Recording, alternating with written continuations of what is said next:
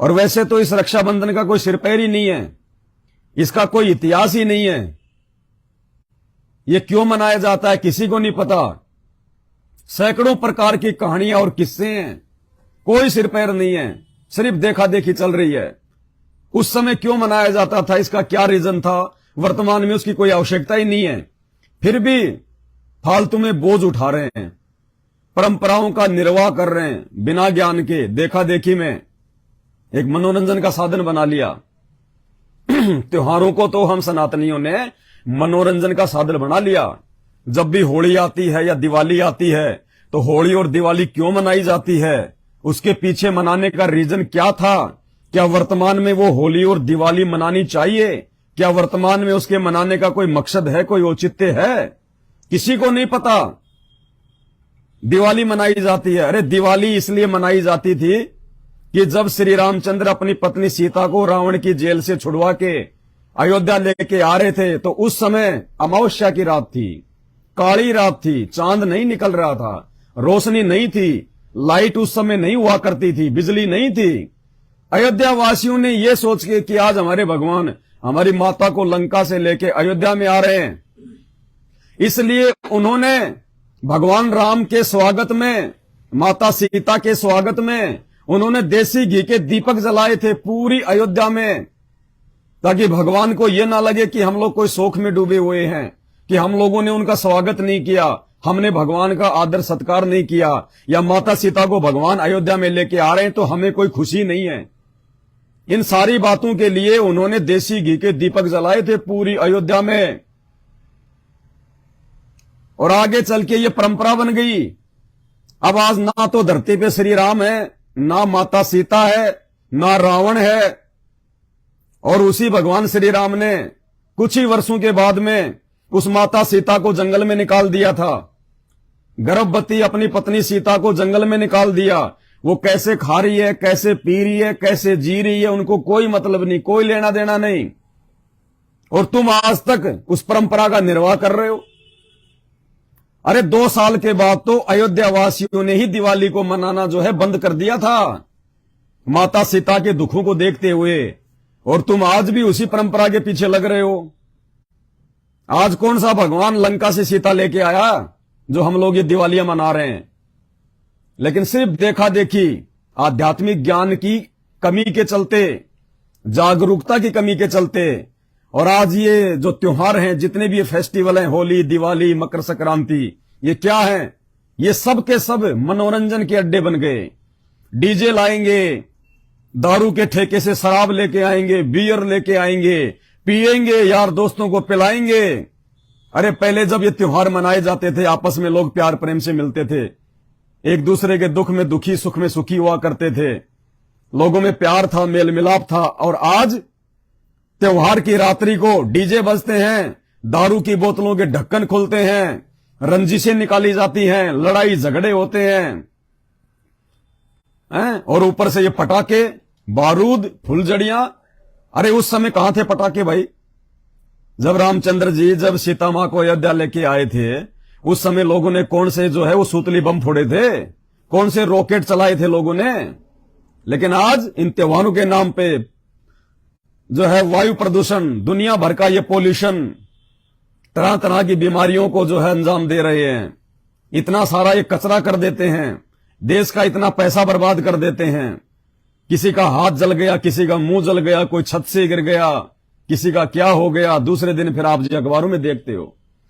तो सिर्फ देखा देखी में पीछे का जो इतिहास था वो किसी को नहीं पता। फिर कहते हैं हम हिंदू हैं, हम सनातनी हैं, हमारी संस्कृति बहुत पुरानी है, बहुत प्राचीन है। अरे संस्कृति तो पुरानी और प्राचीन है, लेकिन वो संस्कृति क्यों है, क्यों जानी जाती है, क्यों मानी जाती है? जिस समय ये दिवाली मनानी शुरू हुई थी, उस समय कोई दारू की बोतल के ढक्कन नहीं खुलते थे, उस समय ये बारूद के ढेर जो है ये आग के हवाले नहीं किए जाते थे, पोल्यूशन नहीं किया जाता था। और आज उस दिवाली को मनाने का कोई औचित्य नहीं है, कोई मतलब ही नहीं है। जिनके लिए दिवाली मनाई गई थी वो आज इस धरती पे नहीं है, सिर्फ परंपरा का निर्वाह कर रहे हैं, देखा देखी में चल रहे हैं। तो इसी प्रकार भाई और बहनों, ये रक्षाबंधन का त्योहार, और इसलिए सतगुरुदेव भगवान हमारे को मना करते हैं कि बच्चों मन कर धीर बांध ले रे बोरे, छोड़ देना पछलियों की रीत सतगुरु तारेंगे। ये हमसे पहले हमारे जो पूर्वज थे, जो बुजुर्ग थे, ये उनके द्वारा परंपरा के तहत एक रीत चलती आ रही है और हमने उस पुरानी परंपरा को, उन रीति रिवाजों को, जिनका वर्तमान समय में कोई महत्व नहीं है, कोई फायदा नहीं है, हमारे जीवन में उनका कोई कोई बेनिफिट ही नहीं है, अब हमने उन परंपराओं को त्यागना पड़ेगा, हमने उन परंपराओं को छोड़ना पड़ेगा जब हमें आध्यात्मिक ज्ञान हो जाता है। अब ये क्यों मनाया जाता है? लोगों को इतिहास का नहीं पता, बस एक बात जानते हैं कि बहन अपने भाई के कलाई पे रक्षा सूत्र बांधती है, राखी बांधती है, और भाई उसको उसकी रक्षा का वचन देता है कि बहन जब तक मैं हूं, तेरे ऊपर कोई भी दिक्कत, कोई भी समस्या आएगी, तेरा भाई जी जान लगा देगा। यानी ये मकसद से, ये सोचकर ये रक्षाबंधन का त्योहार मनाया जाता है कि भाई अपनी बहन की रक्षा करेगा। ठीक है जी। अब जैसे ही बहन भाई के रक्षाबंधन पे रक्षा सूत्र बांध के 5-7 राखियां बांध के 1000, 1500, 2000, 5000 रुपए, 2-4 जोड़ी कपड़ों की लेके जैसे अपने ससुराल में जाती है और रास्ते में उस बहन का उस बस में एक्सीडेंट हो जाता है, रास्ते में बहन की गाड़ी का एक्सीडेंट हो गया और बहन की मृत्यु हो गई। अब भाई ने क्या रक्षा कर ली अपनी बहन की? अरे राखी बंधवा के बहन की रक्षा का वादा करने वाला, बहन का रक्षक बनने वाला भाई, क्या उस बहन को बस के एक्सीडेंट में वो बचा सकता है? क्या उस भाई की इतनी औकात है, चाहे वो देश का प्रधानमंत्री क्यों ना हो? क्या उस समय उस बस एक्सीडेंट में वो भाई अपनी बहन को बचा सकता है? तो काहे का रक्षक? क्यों फोकट में फिर ड्रामेबाजी, क्यों फोकट में वादे और इरादे, जब तुम रक्षा करने में समर्थ ही नहीं हो और वो भाई खुद अपनी रक्षा नहीं कर सकता? बहन से सुबह सुबह राखी बंधवा के, बहन को 1000-500 रुपए देके भाई मोटरसाइकिल उठा के अपने दोस्तों से मिलने जा रहा है या अपने किसी काम से जा रहा है, रास्ते में उसकी मोटरसाइकिल को किसी ट्रक वाले ने ठोक दी और भाई के वहां पे प्राण पखेरु उड़ गए। अब वो भाई खुद अपनी रक्षा नहीं कर पाया, वो बहन की रक्षा क्या खाक करेगा? तो सिर्फ दिखावा, ढोंग, पाखंड, एक परंपरा चल रही है बिना आध्यात्मिक ज्ञान के। पहले हम भी इन्हीं पाखंडों में थे, हम भी इन्हीं परंपराओं का निर्वाह कर रहे थे, लेकिन ये हमारा परम सौभाग्य कि सतगुरुदेव भगवान सतगुरु रामपाल जी ने आके हमें आध्यात्मिक ज्ञान से रूबरू करा, परिचित करवाया। और इसके अलावा दुनिया भर की कथाएं इसके साथ में जुड़ी हुई हैं, कोई सिर पैर नहीं। कोई महाभारत को लेकर कहता है कि जब श्री कृष्ण जी ने शिशुपाल का वध किया सुदर्शन चक्कर से, तो सुदर्शन चक्कर से उनकी जो उंगली थी उस पे चोट आ गई और खून बहने लग गया। उसके बाद में द्रौपदी ने अपनी साड़ी का पल्लू फाड़ के और उनकी उंगली के बांधी और श्री कृष्ण जी ने उनको आशीर्वाद दिया कि बहन, जैसे आज तूने मेरी रक्षा करी है, जैसे आज तूने अपने भाई को ये साड़ी का ये टुकड़ा बांधा है, बहन एक समय मैं भी तेरी रक्षा करूंगा।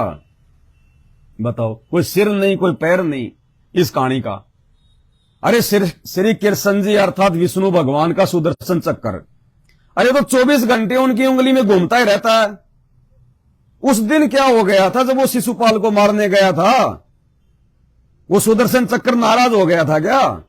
या सुदर्शन चक्कर को जो है कोई मतलब कोई दिक्कत हो गई थी, या उसके बैरिंग में कोई प्रॉब्लम हो गई थी जो उसने श्री कृष्ण जी की उंगली फोड़ दी?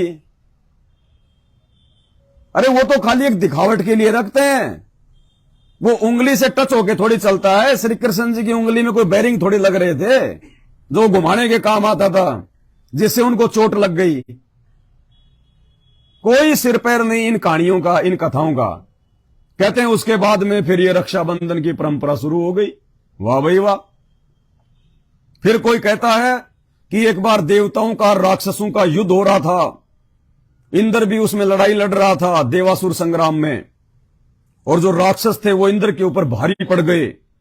तो इंद्र ने भागकर अपने गुरु बृहस्पति की शरण ली और कहा कि भगवान हमारी रक्षा करो गुरुदेव, राक्षस तो हम पे भारी पड़ रहे हैं। तो देवताओं के राजा बृहस्पति ने इंद्र की पटरानी सची को बुलाया, यानी इंद्र की औरत को बुलाया और कहा कि बेटी, ये मंत्र जाप करते हुए तू अपने पति को ये रक्षा सूत्र बांध दे और तेरा पति युद्ध में विजय हो जाएगा। तो इंद्र की पटरानी ने वो मंत्र बोलते हुए इंद्र की कलाई पे धागा बांध दिया और कहते हैं उसके बाद उस रक्षा सूत्र के कारण इंद्र देवासुर संग्राम में विजय हो गया और उसके बाद से ये रक्षाबंधन की परंपरा शुरू हो गई। वाह भाई वाह। कोई कह रहा एक बार राजा बलि ने भगवान विष्णु की तपस्या करके उनको प्रसन्न कर लिया और उनसे वरदान प्राप्त कर लिया कि आज से आप मेरे साथ में रहोगे। तो वचन में बंधे हुए भगवान विष्णु बलि के साथ में रहने लग गए। अब उधर माता लक्ष्मी को चिंता हो गई कि मेरा पति तो मेरे साथ में रहता ही नहीं। तो माता लक्ष्मी ने नीचे आके बलि राजा को रक्षा सूत्र बांधा और उसके उपहार में, उसके बदले में उसने अपना पति मांग लिया कि मेरा विष्णु मुझे वापस दे दे। उसके बाद से रक्षाबंधन का त्योहार शुरू हो गया। तो कोई कहता है कि राजस्थान के मेवाड़ क्षेत्र की रानी कर्णावती, चित्तौड़गढ़ की रानी कर्णावती, उसके राज्य पे मुगल बादशाह बहादुर शाह ने जो है वो चढ़ाई कर दी। अब रानी कर्णावती ने अपनी सहायता के लिए दिल्ली के सम्राट मुगल बादशाह हुमायूं के पास में राखी भेजी कि आप मेरी रक्षा करो बहादुर शाह से। तो हुमायूं ने आके और बहादुर शाह से मेवाड़ की रक्षा की। उसके बाद से रक्षाबंधन का त्योहार शुरू हो गया। अरे कोई सिर पैर है? कोई एक कहानी है? कोई सैकड़ों मिल जाएंगे आपको, गूगल पे जाके सर्च कर लेना, भर रखा लोगों ने। कोई सिर पैर नहीं। इसलिए सतगुरु रामपाल जी भगवान कहते हैं, मन कर धीर बांध ले रे बोरे, कि हे मूर्ख प्राणी, इस ज्ञान को आधार बना के थोड़ी सी दृढ़ता लेके अपने अंदर थोड़ी हिम्मत कर और छोड़ देना पछलियों की रीत। यानी आज से पहले तेरे जो पहले वाले जो पूर्वज थे, जिन्होंने बेचारों ने देखा देखी में, बेचारे अनपढ़ थे, अक्षर ज्ञान नहीं था, जैसा भी उनको समाज के ठेकेदारों के द्वारा, धर्म गुरुओं के द्वारा जो भी उनको बता दिया जाता था धर्म के नाम पे, वैसा ही बेचारे वो करने लग जाते थे कि पंडित जी तो नालंदा विश्वविद्यालय में संस्कृत पढ़ के आए हैं, हमारे गुरुजी तो काशी विश्वविद्यालय में चारों वेदों का ज्ञान प्राप्त करके आए हैं। तो हमारे गुरुदेव जो कह रहे हैं वो तो वेदों में भी लिखा होगा, गीता में भी लिखा होगा, भाई ऐसा ही कर लो। तो वो बेचारे भोड़े हमारे पूर्वज जो अनपढ़ थे, जिनको शास्त्रों का ज्ञान नहीं था, जैसा वो नकली धर्मगुरु उनको कहते थे, बेचारे वैसा ही करने लग जाते थे। और आज तक हम उसी परिपाटी को, वो सांप वाली लकीर को हम पीटते आ रहे हैं। तो भाई और बहनों, यदि अब हमने सतलोक की भक्ति करनी है, अगर हमने 84 लाख योनियों से बाहर निकलना है, तो हमने अपने गुरु के वचन पे चलना पड़ेगा। सतगुरु रामपाल जी भगवान की प्रत्येक मर्यादा में चलना पड़ेगा। वो भाई बहन का रक्षक नहीं हो सकता। वो एक छोटा सा धागा, वो धागा भी आजकल वो फैशनेबल बन गया। अरे पहले तो फोम के आते थे मोटे मोटे, उनके ऊपर एक सितारा सा आता था, मोटी मोटी राखियां होती थी, एक ही राखी बहुत होती थी पूरे हाथ को भरने के लिए। और आजकल कोई चांदी का ब्रासलेट लेके आ रही है कि भाई को चांदी का ब्रासलेट दूंगी रक्षाबंधन के नाम पे। तो 5,000 का ब्रासलेट है तो भाई कम से कम 21,000 तो देगा। कोई सोने की जो है सोने की पॉलिश किया हुआ लेके आ रही है। कोई तरह तरह की रंग बिरंगी फैशनेबल। अब ये सब दिखावा हो गया, पाखंड हो गया। आज कोई भी आदमी जो राखी आज से 20 साल पहले जो बांधी जाती थी, एक मोटा सा एक फोम होता था, गद्दा सा फोम बर्फी के जैसा, और उसके ऊपर एक फूल होता था, इतनी बड़ी राखी होती थी। आज कोई भी माई का लाल मेरे को बांध के दिखा दे, वो राखी कोई भी बांध के दिखा दे, बेइज्जती महसूस होगी कि ये क्या बांध दिया, इतना मोटा सारा। लोग देखेंगे तो हंसेंगे, अरे यार 21वीं सदी में तू ये मोटा सारा ये गद्दा बंधवा के आ गया। कोई नहीं बंधवाता, वो राखियां बंद हो गई। तो ये मान बढ़ाई का प्रतीक है, ये सब मान बढ़ाई का हो गया। कोई भाई बहन की कोई रक्षा नहीं, ना भाई अपनी रक्षा कर सकता, ना बहन अपनी रक्षा कर सकती। वो बहन का पति रोज शराब पी के उसकी जो है सोडसी भरता है, बचा लो ना वो उसका भाई। वो भाई भी नहीं जाता कि कहीं मेरे ऊपर भी कोई 420 का मुकदमा ना लगा दे वो जीजा जी। कोई नहीं जाता। वो बोलते हैं बहन तेरे को शादी वादी कर दी, सब कुछ कर दिया, तू जाने तेरा काम जाने। भाई बहन का प्यार तो है ही नहीं आज वर्तमान में। ये भाई बहन का प्यार बढ़ेगा संत रामपाल जी की भक्ति से, संत रामपाल जी के ज्ञान से। ये कोई तरीका नहीं है भाई बहन का ये प्यार बढ़ाने का। ये तो केवल पैसों के लिए है, एक दिन का दिखावा है, इससे ज्यादा कुछ नहीं है। तो भाई और बहनों, वो भाई वाला काम भी, उस बहन के लिए भाई वाला काम भी सतगुरु करेगा। परमात्मा कर सकता है वो रक्षा, वो भाई रक्षा नहीं कर सकता। वो रक्षा भी सतगुरु कर सकता है, परमात्मा कर सकता है। उनको चाहे परमात्मा कहो चाहे सतगुरु कहो, और वो सतगुरु वो परमात्मा आज धरती पे संत रामपाल जी हैं। संत रामपाल जी जो रक्षा संत रामपाल जी कर देगा, वो रक्षा यहां का भाई तो लाख जन्म भी नहीं कर सकता। और इसीलिए कहते हैं तमेव माता चे पिता तमेव, तमेव बंधु चे सखा तमेव। एक भाई की भूमिका भी वो परमात्मा निभाता है, मां बाप की भूमिका भी परमात्मा निभाता है। तो उस परमात्मा से बढ़ के, सतगुरु से बढ़ के उस बहन की रक्षा, उस भाई की रक्षा और कोई नहीं कर सकता। अरे आपने अपने बच्चों को सुबह नहलाया, टिफिन पैक कर दिया, ड्रेस पहना दी, स्कूल की बस आई गेट के आगे, आपने बच्चे को स्कूल की बस में बैठा दिया और 2 किलोमीटर जाके फोन आता है कि साहब वो बच्चों वाली जो बस थी वो एक्सीडेंट हो गई और 5 बच्चे मर गए। बताइए, आप बचा लोगे अपने बच्चे को? उस एक्सीडेंट से आप अपने बच्चे को बचा सकते हो क्या? आप चाहे देश के प्रधानमंत्री क्यों ना हो, आप चाहे देश के राष्ट्रपति क्यों ना हो, क्या आप उस एक्सीडेंट में अपने बच्चे को बचा सकते हो? आप नहीं बचा सकते, क्योंकि आप एक जीव हैं, आप एक आत्मा हैं। वहां पे जो काम वो परमात्मा कर सकता है, जो भूमिका परमात्मा निभा सकता है, कोई नहीं निभा सकता। जिस समय द्रौपदी का चीर हरण किया जा रहा था, उसको नंगा किया जा रहा था, उसकी साड़ी उतारी जा रही थी, द्रौपदी के भाई कहां चले गए थे? अरे आजकल के भाई तो बहुत छोटी मोटी चीज है, दारू पी के पड़े रहते हैं कहीं पे। उनको अपनी बहनों से ज्यादा तो अपनी बीवियों की चिंता है। अरे द्रौपदी के भाई कहां चले गए थे? वो तो एक से एक बलशाली होंगे। उसी सभा में द्रौपदी के भाइयों से बढ़ के भीष्म पितामह बैठा हुआ था। भीष्म पितामह, महाबली कर्ण बैठा हुआ था, अंगराज कर्ण। उनका गुरु बैठा हुआ था द्रोणाचार्य, और 500 उसके पति बैठे हुए थे। द्रौपदी के भाई से कहीं अधिक बलशाली युधिष्ठिर, नकुल, सहदेव, भीम, अर्जुन, 500 पांडव बैठे हुए थे। और जिस समय द्रौपदी को नंगा किया जा रहा था, जिस समय उस द्रौपदी को अपनी रक्षा के लिए उनकी आवश्यकता थी, विशेष आवश्यकता थी उस समय द्रौपदी को, सबकी गर्दन नीची हो रखी थी, नीची। अरे जब ऐसे ऐसे महाबली और उस अबला की रक्षा नहीं कर पाए, उस बहन की रक्षा नहीं कर पाए, आज के भाई क्या कर लेंगे? तानसेन गुटखा खा के दिन में 20 बार मुंह से पिचकारियां मारने वाले भाई क्या रक्षा कर लेंगे अपनी बहन की? तो इन चीजों पे विचार करो। हमारा असली रक्षक, पूरी दुनिया का असली रक्षक, कोई भी आपदा हो, कोई भी परेशानी हो, कोई भी हारी और बीमारी हो, कोई भी संकट हो, भूत प्रेत का हो, कुछ भी हो, केवल सतगुरु रक्षा कर सकता है, सतगुरु। और कहते हैं साहिब से सब होता है, बंदे से कुछ नहीं। वो राई से पर्वत कर दे, फिर पर्वत से राई। सतगुरु जो कर सकता है वो यहां का राष्ट्रपति नहीं कर सकता, यहां का प्रधानमंत्री भी नहीं कर सकता। अरे यहां के राष्ट्रपति और प्रधानमंत्री खुद हेलीकॉप्टर में क्रैश होके मर जाते हैं।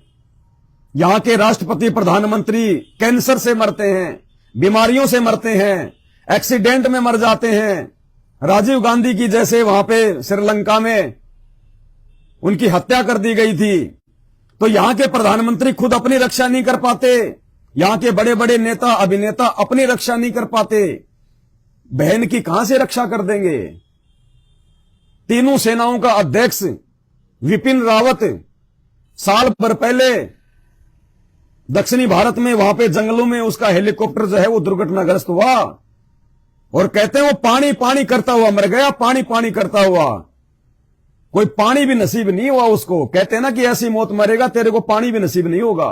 वो मौत तीनों सेनाओं का अध्यक्ष, अरे उससे बड़ी सिक्योरिटी तो किसी की हो ही नहीं सकती। तीनों सेनाओं का अध्यक्ष, उससे बड़ा ताकतवर आदमी कौन होगा? तीनों सेनाएं जिसकी सिक्योरिटी में, और जब उसकी मृत्यु का दिन आया तो पानी भी पिलाने वाला नहीं मिला उसको वहां पे। तो बताइए असली रक्षक कौन है? भाई, सेनाएं, प्रधानमंत्री, राष्ट्रपति, या फिर सबका प्रधानमंत्री सबका राष्ट्रपति वो परमात्मा सतगुरु? सतगुरु ने रक्षा की थी मीरा की। जब मीरा को उसका देवर तलवार हाथ में लेके जहर का प्याला पिलाने के लिए खड़ा हो गया कि मीरा पी ये जहर का प्याला, वरना अभी इस तलवार से मैं तेरी गर्दन काट दूंगा। और मीरा ने वो जहर का प्याला पी लिया अपने परमात्मा का नाम लेके, सतगुरु रामपाल जी भगवान का नाम लेके। आप लोग तो इतिहास भी भूल चुके हो, आपको तो ये भी नहीं पता कि मीरा ने आगे चल के जब उसको ज्ञान हुआ, जब उसने ये सत्संग सुना, जब उस समय वो कबीर जी आए हुए थे, मीरा के समकालीन थे कबीरदास जी और रविदास जी। जब मीरा ने उनका सत्संग सुना, जब वो पूजा पाठ के लिए जा रही थी मंदिर में, तो रास्ते में जब उन्होंने रविदास जी का और कबीर जी का वो सत्संग सुना, उसके बाद से मीरा जी ने श्री कृष्ण जी की भक्ति को छोड़ दिया था कि श्री कृष्ण जी पूर्ण परमात्मा नहीं है, ये तो बहुत छोटी शक्ति है उस परमात्मा के सामने।